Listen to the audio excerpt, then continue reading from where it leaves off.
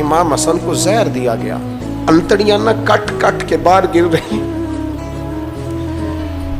उस शहजादे की जिसने हुजूर की गोद में उम्र गुजारी, महबूब के कंधों पर रहने वाले हसन इब्ने अली जनाब इमाम हुसैन हाजिर बारगाह हुए तो हाथ पकड़ के भाई का चूम के रो पड़े। भाई प्यारे भी तो बड़े होते हैं ना, बड़े प्यारे होते हैं, पर इन लोगों का मनसब बड़ा अनोखा है, शदीद तकलीफ है।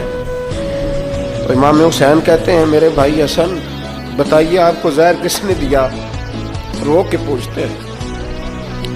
भाई का माथा चूम के इमाम हसन रो पड़े, कहने लगे हुसैन मेरी मजबूरी है, मैं तुम्हें नहीं बताऊंगा। कहा क्यों? फरमाने लगे इसलिए कि अगर वो नहीं जिस पर मुझे शक है तो फिर किसी बेगुनाह का नाम कैसे ले दूं, और अगर वही है ना जिस पर मुझे शक है तो फिर मैं तुम्हें नहीं बताऊंगा।